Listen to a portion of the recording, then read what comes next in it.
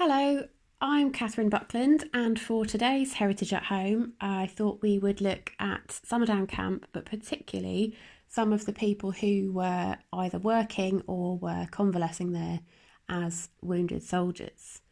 So before we get to the people, we need to find out a little bit more about the camp itself. Summerdown Camp was a huge convalescent camp in Eastbourne during the First World War. A couple of years ago, we ran a research project to see if we could find out a little bit more about it. What we did know was that the tangible remains that we had of Summerdown Camp included the road names Summerdown Road and Old Camp Road, but it also included a set of the Summerdown Camp journals. Now, this was a newspaper that was published from the camp every couple of weeks from when they opened in 1915 right up until February 1919. These were produced by the soldiers at the camp and sold throughout Eastbourne. What we didn't have was any official records, and the reason for that is because they actually don't exist. After the First World War, the Ministry of Health kept a representative sample of all of the medical records from the First World War, and unfortunately for us, Summerdown Camp wasn't in that sample. So we started asking people for any information they had, and some of that information, some of the most valuable information, actually came from people's personal archives. So it could be things like postcards or photographs or diaries, but we'll come back to that a little bit later on. We were also fortunate enough to be able to do an archaeological excavation on the last bit of Summerdown Camp that wasn't built on. What we can see in this picture here are some of the brick piers that supported the wooden huts that essentially Summerdown Camp was made up of. These wooden huts were the places that the soldiers would be sleeping. There would be different ones for things like the canteen. We know there was a dental clinic, a skittle alley, a chapel, an orderly room, recreation room, kitchens, guard room, a post office, a gymnasium, which was also used as the theatre. And what we can see here are our lovely volunteers on that excavation. And I think for me, one of the most incredible things that we found was evidence of the paths that made up part of Summerdown Camp. These were just really ordinary, sort of gravelly, stony paths that these wounded soldiers and the people, the men and women that worked at Summerdown, would have walked up and down every single day. And then we were able to uncover them again almost 100 years later. And that was the same feeling that I think we got from some of the objects that we found.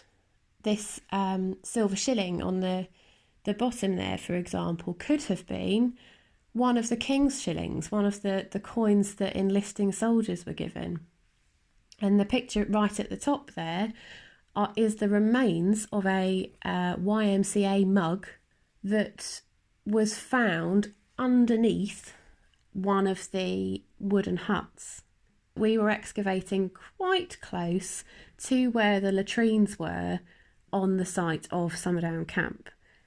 So it could be that this mug, perhaps used as a shaving mug, a soldier was on their way to the latrines, dropped it, it smashed, kicked it under the hut, and there it lay for 100 years until we were able to find it. One of the other things that I find astonishing about Summerdown Camp was quite how big it was.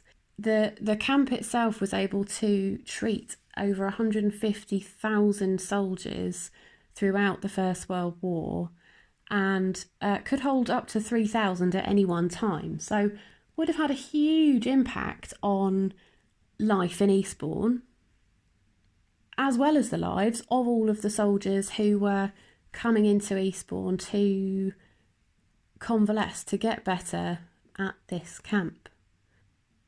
We know that as well as getting the soldiers physically fit and ready to go back to the trenches, Summerdown was quite pioneering in the way that it placed a huge emphasis on getting the soldiers as mentally well as they could be, again, before sending them back to the trenches. And that was one of the things that actually I struggled with when we were researching the camp and the people who lived there, was that conflict almost of this being a place for these men to recover and get better before they get sent back to the trenches, and the difference being this time they would know exactly what they were going back to. However, many of the soldiers who were at Summerdown, we know from things like the diaries or postcards or letters that people wrote when they were there, they did seem to have a reasonably good time. Part of the reason for that could have been because of the occupational therapy work that they were doing there. We know that they ran workshops in things like basket making or needlework, carpentry and toy making. Some of their work, in fact, made it into an exhibition at Sotheby's that contained some of the work that wounded soldiers had been doing all over the country. So as I said, the camp was huge, and by 1916 had expanded to more or less what we can see on the screen here. The soldiers themselves became known as Blue Boys, and the reason for that was because of their really distinctive but badly fitting uniforms that were bright blue.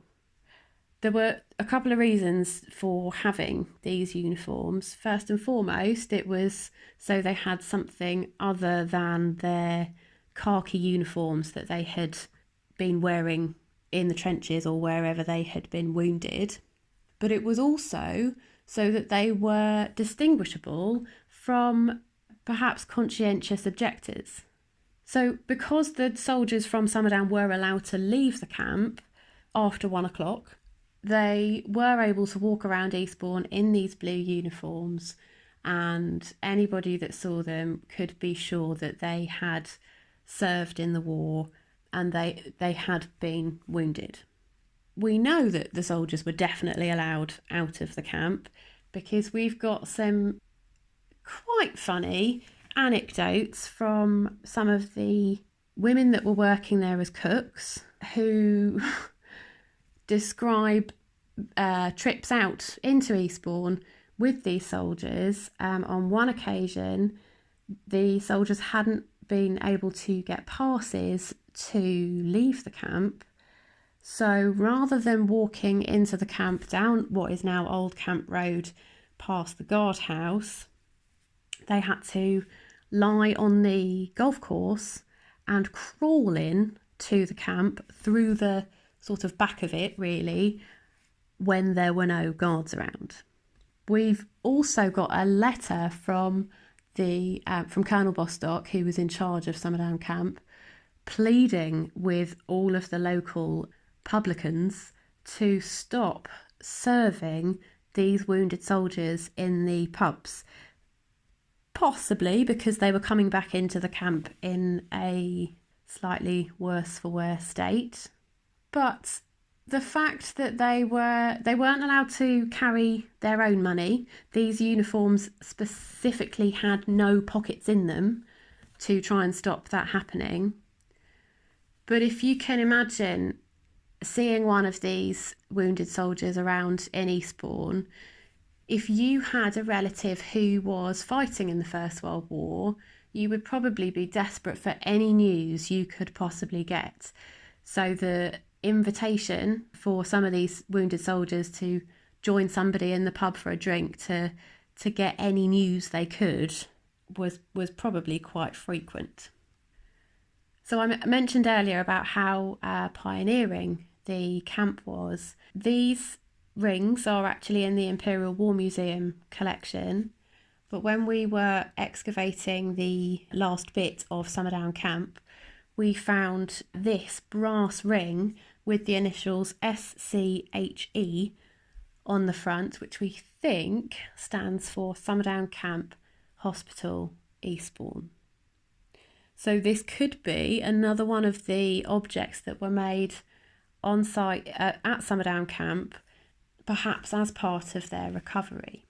We also know that sport was a big part of the treatment and quite a lot of the time spent at Summerdown Camp. This is a report from the New York Times, no less, of a cricket match at Summerdown Camp between Division E and Division B for breaking the record for the smallest score. Division B, unfortunately, only managed 1 run. Now, I have to be completely honest, I know very little about cricket, but I understand that is quite an achievement in itself. But we have to remember that these are wounded soldiers. So it may be that some of the soldiers who were convalescing at Summerdown Camp were there because they might have been shot, they might have been in a gas attack. So I think, frankly, any attempt at a game of cricket is amazing. So we're going to move on to find out about some of the people who were actually working and convalescing there. Mary Wells was one of the cooks at the camp, and it's thanks to her that we know as much as we do about the camp and about some of those other people. At the beginning of this project, we were contacted by Mary's daughter, who had this incredible collection of diaries and autograph books and letters and postcards. So that was an incredible find, an archive for us to have. So she joined the Women's Legion in 1917 and left her home in Nottinghamshire for the first time to come and work at Summerdown Camp. The Women's Legion had replaced the male cooks when more men were needed to fight in the trenches. One of the earlier bits of her diaries talks about her journey down to Eastbourne, and as she comes into the train station, she sees 2 female chimney sweeps on the platform at Eastbourne train station, which was quite a thing. And at that point, she wrote that what a strange place Eastbourne must be for having female chimney sweeps. She wrote these incredible descriptions of what she was actually doing, working as a cook at Summerdown. In this picture, we can see some of the ovens just on the sides here. About these, she wrote, the cookhouses were very large indeed, with gas ovens large enough to roast an ox whole. B Division was on arrivals at that time, which was where she was cooking, which meant the extra cooking for all the new arrivals in the camp besides the usual messes. We had often between 900 and 1,000 men to cook for in our cookhouse, and 7 or 8 girls to do all the work. So I am under no delusion in thinking that her job was easy. I think they were all working really, really hard. But from some of the diaries that she wrote, we are also able to find out about some of the more humorous elements. This illustration was in one of the Summerdown Camp journals, and I think it's referring to some particularly smelly fish that Mary writes about in her diary. She wrote, we always had plenty to eat in the camp and far too much on the days we had stored fish. This evil-looking stuff came in immense cases from Canada and looked like wet seaweed, only in the shape of peculiar-shaped fish. It had to be soaked for 48 hours and then cleaned and cooked, And when we had our first lot in the fish kettle, everyone deserted the kitchen. The smell was fearful. Nobody could eat it, and the fish kettle had a fearful odour for weeks, though we put it outside to air. So it sounds delightful, but she makes another really good point there, that everybody else in Eastbourne their food was rationed. So the cooks and the other people working at the camp and the soldiers who were convalescing there were probably eating better than the rest of the town. This is one of the pages from the autograph books that she had. Some of them are drawings, some of them are just sort of scribbled signatures, some of them are little poems or stories. One of the most striking ones is this one of a blue boy. Now, we know that the person that drew this is a chap called Lawrence Stone. Now, we didn't know that at the time. We didn't really know anything about him, but from this, we knew that he must have been one of the soldiers convalescing at Summerdown Camp in 1917. After that, we started the search for him, and here he is.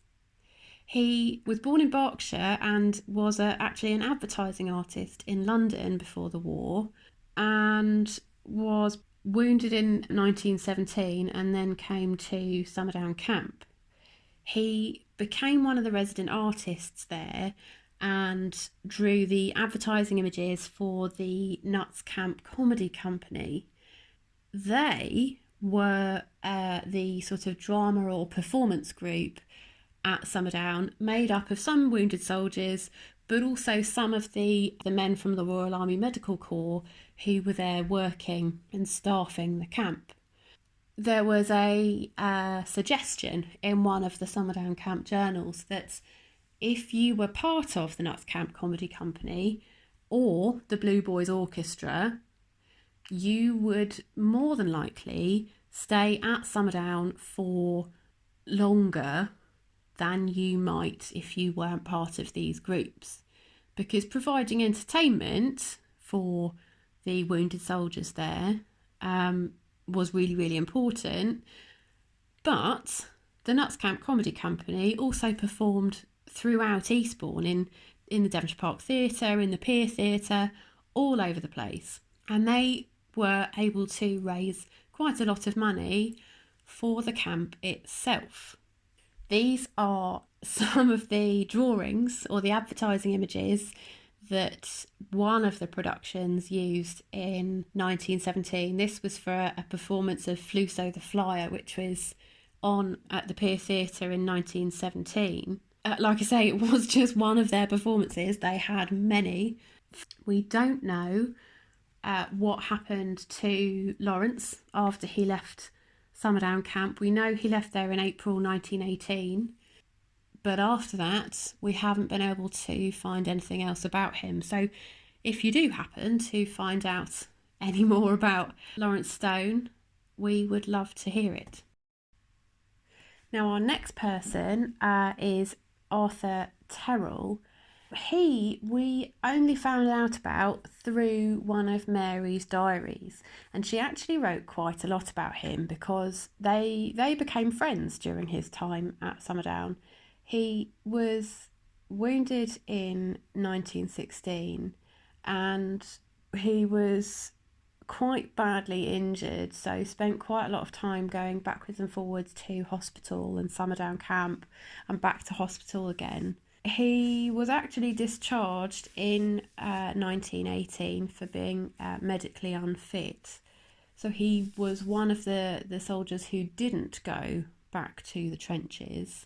But we know that while he was at Summerdown, he worked in the basket making workshop, teaching soldiers to make baskets as part of their treatment there. It was thought that the responsibility of teaching in the workshops could contribute to the recovery of shell-shocked patients as well.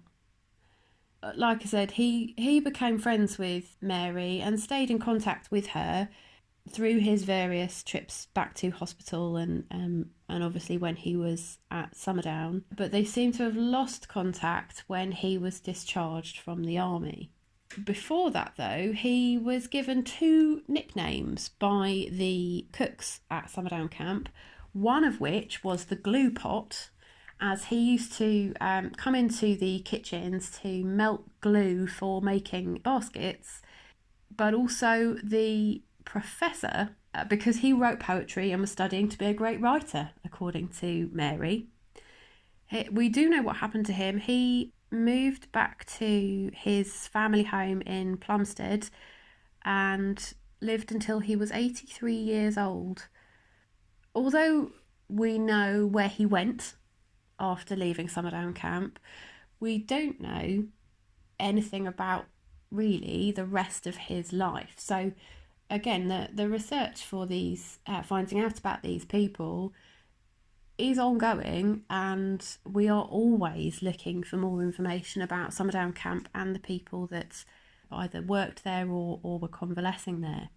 Another one of the members of staff that we were able to find out about, again through a relative contacting us to pass on this story, was of a man called Stuart Rose, and he was the senior dental surgeon at Summerdown from 1917. He'd worked as a dental surgeon before the war and continued that work at Summerdown.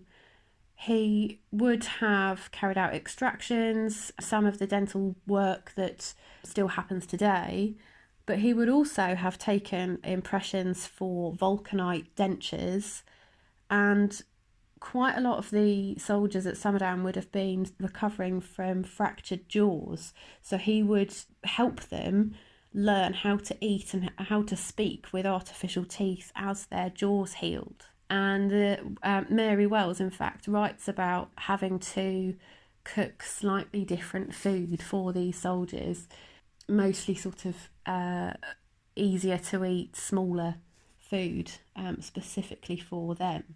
Stuart stayed at Summerdown until he left the army in 1919. After that, he operated a mobile dental service, which sounds a little bit like a dentist in the back of the van, which again doesn't sound particularly appealing now, but was perfectly normal in the 1920s. He was from the sort of London area, but became the county dental surgeon for Sussex and then joined the Seaford Home Guard in 1940. This is what the dental surgery looked like at Summerdown Camp. So you can see some of the chairs right at the end there, or in fact next to every single chair, we've got the dentist's drill. If you look right on the wall on the left-hand side there, in a frame, is another illustration that was drawn of the dentist.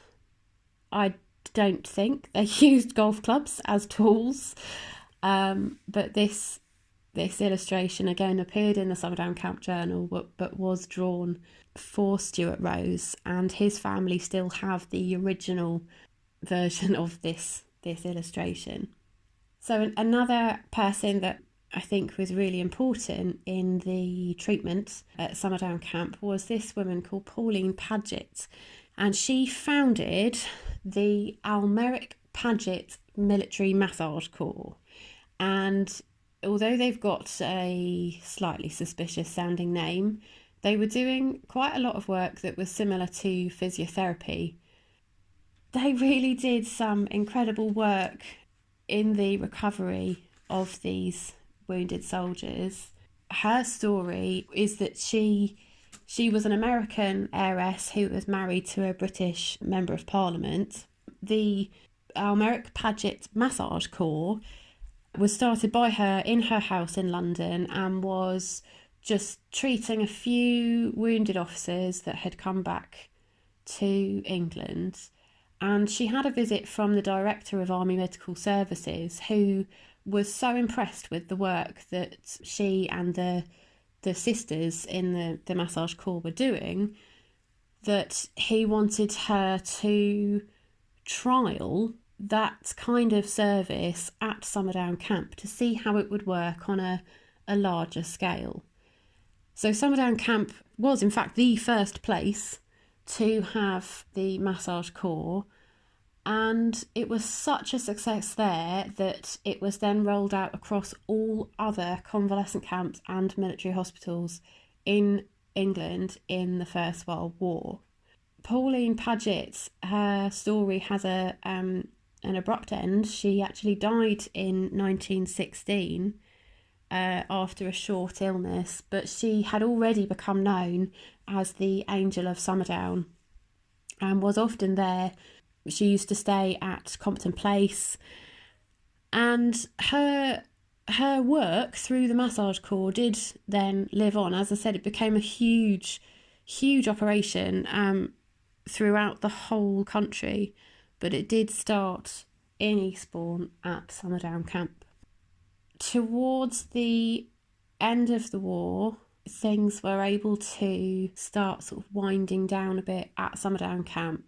It actually stayed open until 1920. The last soldiers left there in 1920, but we know certainly by early 1919, once the wounded soldiers had stopped coming into Summerdown Camp, things started winding down. And what we can see here is the last draft of soldiers to be sent back to the trenches from Summerdown Camp. You can see the long line marching straight down the road towards the train station from Summerdown Camp, with the Blue Boys Orchestra leading them at the front there. By 1920, the camp was closed, and in 1922, we know that everything was auctioned off. All of the huts, all of the fixtures and fittings, absolutely everything from the camp was sold off, which is another reason why there are very few tangible reminders of Summerdown Camp in Eastbourne today. It is still really important that we keep telling these stories about the people who were there. All of these people that we found out about today were people who may not have visited Eastbourne before. Some of these people did return. We know that quite a lot of the soldiers who were convalescing at Summerdown certainly visited Eastbourne either for holidays. Some of them moved back here. We know that some of these soldiers married women who were in Eastbourne at the time. The camp itself and the people who were convalescing and working there continue to have an impact on life in Eastbourne. So I think I better leave it there, and we will be doing further Heritage at Home talks each week. If you haven't already, head over to our social media pages and have a look there. Thank you very much.